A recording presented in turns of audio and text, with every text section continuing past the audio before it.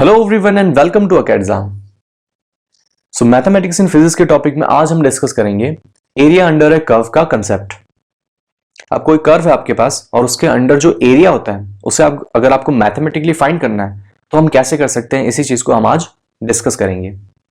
अब आप कहेंगे कि सर कुछ बेसिक स्ट्रक्चर्स का एरिया तो हमें ऑलरेडी पता है, जैसे कि सर्कल हो गया, रेक्टेंगल हो गया, फिर ट्राइंगल हो गया। तो यहां हम बेसिकली क्या करने वाले हैं, तो यहां हम एक लेवल अप करने वाले, मतलब इन बेसिक स्ट्रक्चर का तो आपको पता है, बट इनके अलावा लेट्स से कि मतलब ये भी है, बट इसके अलावा कुछ भी रैंडम सा अगर स्ट्रक्चर आपको मिल जाता है और आपसे पूछा गया कि उसके अंदर जो एरिया है वो फाइंड करो, तो कैसे करोगे आप? तो इसी चीज को हम आज की वीडियो में डिस्कस करेंगे। सो लेट्स से कोई भी रैंडम सा कर्व ले लिया मैंने, बट उससे पहले मैं क्या कर देता हूँ, कोऑर्डिनेट एक्सिस ड्रॉ कर लेता हूँ। तो ये जो एक्सिस है वो है आपका एक्स एक्सिस और ये है आपका वाई एक्सिस, और यहां पर एक कर्व प्रेजेंट है जिसका स्ट्रक्चर मुझे नहीं पता, कुछ भी रैंडम हो सकता है ऐसा कुछ, और उसकी इक्वेशन कैसी है, y is equal to F of X let's say. ठीक है, अब आपको क्या फाइंड करना है, इस कर्व के अंडर का एरिया, और वो एरिया कैसे रिप्रेजेंट करूंगा मैं, ऐसी इंक्लाइन लाइन से। अब एरिया क्या होता है किसी भी कर्व के अंडर का, तो वो जो कर्व है आपका और जो एक्स एक्सिस है उसके बीच का जो एरिया होगा, सैंडविच वाला, मतलब इन दोनों कर्व्स के बीच में, वही क्या होगा आपका area under a curve. Simple सा। और ऐसे कैसे चलता जाएगा, जहां तक ये कर्व चल रहा है वहां तक ये पूरा एरिया आएगा। अब आपसे ये पूछा गया ये जो कंप्लीट एरिया है उसकी मैथमेटिकल वैल्यू कितनी है, तो वो वैल्यू फाइंड करने से पहले मैं चाहता हूं कि आपको एक एग्जांपल दूं मैं, ताकि उसी एनालॉजी को यूज करके हम इस चीज को समझ सकें। सो लेट्स से कि आपके पास एक कार है, एक 4 व्हीकल है, जो कि पूरी तरह से बिगड़ चुकी, खराब हो चुकी कंप्लीटली। मतलब उसका गियर बॉक्स भी खराब हो चुका है, मेन इंजन भी खराब हो चुका है, टायर भी पंक्चर है, और स्टीयरिंग व्हील भी खराब हो चुका है, सब कुछ खराब हो चुका है। तो ऐसी कार को अगर आपको रिपेयर करना है तो सबसे बेस्ट मेथड क्या होगा कि सबसे पहले उस कार को आप डिसअसेंबल करो, गियर बॉक्स अलग से निकालो, मेन इंजन अलग से निकालो, स्टीयरिंग अलग से निकाल लो, और टायर्स अलग से निकाल लो, और इंडिविजुअली उन्हें आप रिपेयर करो, और जब रिपेयर हो जाए तो वापस उन्हें आप असेंबल कर दो। तो आपको क्या हो जाएगी, आपकी कार कंप्लीटली रिपेयर हो जाएगी। बस इसी एनालॉजी को, इसी मेथड को हमें यहाँ यूज करना है। तो यहाँ भी क्या एक बहुत बड़ा एरिया है हमारे पास, और उसको अगर हमें फाइंड करना है तो हम क्या करेंगे, एक छोटा सा, मतलब ये जो पूरा बड़ा एरिया उसको हम क्या करेंगे, डिसअसेंबल कर देंगे, मतलब छोटे छोटे एरिया में डिवाइड कर देंगे। और वो जो छोटा जो एरिया होगा ना यहाँ पर, ये बहुत ही ज्यादा छोटा होगा यहाँ पर। कैसे? लेट्स से कि जो ओरिजिन है हमारा उससे एक्स डिस्टेंस पर, जस्ट 1 सेकेंड,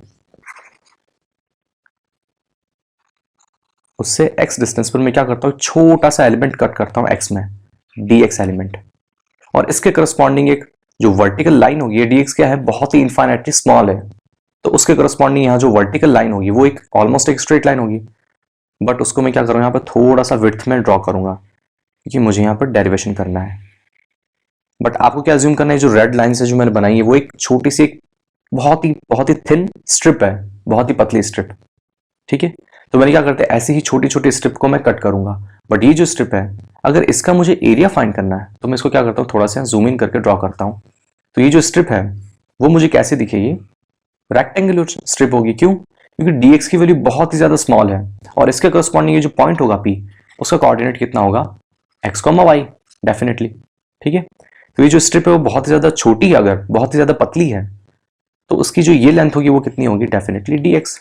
और हाइट कितनी होगी ये, तो इसका जो y कोऑर्डिनेट है इस पॉइंट p का वो है y, तो यही इसकी हाइट हो जाएगी। ठीक है, अब ये जो है स्ट्रिप वो एक रेक्टेंगुलर शेप में है डेफिनेटली, तो इसका जो एरिया होगा dA, उसको मैं लिख लेता हूं, क्या वो आप फाइंड कर सकते हो? बहुत इजीली फाइंड कर सकते हैं, रेक्टेंगल है तो किसके इक्वल हो जाएगा, y इंटू dx के इक्वल हो जाएगा, सिंपल। अब यहां मैंने क्या करते एक छोटा सा रेक्टेंगल कट किया था इस पूरे एरिया में से, और रेक्टेंगल इसलिए होगा क्योंकि dx बहुत ही ज्यादा स्मॉल है, इसलिए रेक्टेंगल की शेप में हम अज्यूम कर सकते हैं इसे। तो ऐसे ही जो स्ट्रिप होगी बहुत ही इनफाइनाइट नंबर ऑफ स्ट्रिप्स होगी इस पूरे एरियाज में, तो उसी को क्या कर दूंगा, कट कर दूंगा। यहां तो मैं बहुत ही विड्थ में बना रहा हूं, बट एक्चुअल में क्या होगी, वो स्ट्रिप बहुत ही ज्यादा थिन होगी, बहुत ही पतली। तो अब क्या करूंगा, मैं ऐसी ही छोटी छोटी स्ट्रिप्स का एरिया फाइंड करके उन सभी का एरिया ऐड कर दूंगा, जस्ट लाइक मैंने कार वाले एग्जांपल में किया था। तो मुझे क्या मिल जाएगा, इस कंप्लीट कर्व के अंदर जो एरिया है वो मिल जाएगा मुझे। ठीक है, तो क्या करने वाला हूं, मुझे dA मिल चुका है, इस छोटे से स्ट्रिप का एरिया वो कितना, y इंटू dx। अब मुझे क्या फाइंड करना है, पूरा एरिया फाइंड करना है तो क्या करूंगा, ऐसे ही छोटी छोटी स्टेप्स के एरिया को मैं ऐड कर दूंगा। अब एडिशन को हम यहाँ पे क्या यूज करते हैं, एक नया वर्ड यूज करते हैं जिससे हम क्या कहते हैं, इंटीग्रेशन। जब भी हमें बहुत लार्ज अमाउंट की चीजों को ऐड करना होता है तो हम नॉर्मल एडिशन यूज नहीं करते, हम क्या यूज करते हैं, इंटीग्रेशन वर्ड यूज करते हैं। तो यहाँ पे हमें क्या मिल जाएगा, जो टोटल एरिया होगा वो होगा कैपिटल है, and that will be equal to जो छोटे छोटे एरिया है y इंटू डी एक्स, उनको मुझे ऐड करना है सिंपली, तो मैं क्या यूज कर लूंगा, इंटीग्रेशन। तो यही हमारा एरिया अंडर कर्व का फॉर्मूला हो जाएगा, जो कि क्या है, integration y dot D x के इक्वल। y क्या आपका उस स्ट्रेट लाइन का फंक्शन, मतलब उस जो स्ट्रेट लाइन है आपकी उसकी इक्वेशन है, y is equal to F of X जो हमने लिखी थी। अब यहां जो आपको एरिया मिलेगा वो एक इनडेफिनेट एरिया मिलेगा, क्यों, क्योंकि ये जो इंटीग्रेशन है वो इनडेफिनेट इंटीग्रेशन है, मतलब ये कहीं भी डिफाइन नहीं है, इसको हमने कहीं भी डिफाइन नहीं किया है, क्योंकि ये तो जहां तक इनफाइनाइट तक कर्व चलेगा वहां तक एरिया ऐड करेगा। बट हमें जो प्रैक्टिकल सिचुएशन होगी जहां हम क्वेश्चन सॉल्व करेंगे वो कुछ लिमिटेड रीजन के लिए होगी। लेट्स से जो कर्व है वहां पे 2 पॉइंट ले लेता हूं, यहां पर पॉइंट में ले लेता हूं P1 और यहां पॉइंट ले लेता हूं P2। इसके कोऑर्डिनेट ले लेता हूं मैं, लेट्स से a,0 और इसका कोऑर्डिनेट ले लेता हूं मैं b,0। तो आपसे पूछा गया होगा कि x की वैल्यू अगर a से b तक चेंज होती है तो उसी के लिए जो एरिया होगा वो आपको फाइंड करना है। तो वो एरिया क्या होगा, इस लाइन से मैं ड्रॉ कर लेता हूं, वो एरिया सिर्फ ये वाला एरिया होगा, दैट्स इट। तो इतना ही आपको एरिया फाइंड करना होगा। तो उतना एरिया फाइंड करने के लिए हम क्या करेंगे, ये जो इनडेफिनेट जो इंटीग्रेशन था उसी में हम क्या कर देंगे, लिमिट्स लगा देंगे। और चेंज कौन हो रहा है, एक्स चेंज हो रहा है, तो लिमिट्स भी क्या होगी, एक्स की ही लिमिट होगी। लोअर लिमिट मतलब पहला पॉइंट कौन सा, ए, मतलब P1 उसका एक्स कोऑर्डिनेट कितना, ए। अपर लिमिट क्या हो जाएगी, P2 जो पॉइंट है उसकी जो एक्स कोऑर्डिनेट होगा B, बस दैट्स इट। तो ये जो फॉर्मूला होगा वो आपको क्या देगा, एक एरिया देगा फॉर डेफिनेट, मतलब एक डेफिनेट एरिया देगा। तो इसी इंटीग्रेशन को हम क्या कहते हैं, डेफिनेट इंटीग्रेशन, क्योंकि ये डिफाइन है, ऊपर वाली की तरह इंडेफिनेट नहीं है ये, इसको हमने डिफाइन कर दिया, इसी रेंज में हमें एरिया चाहिए।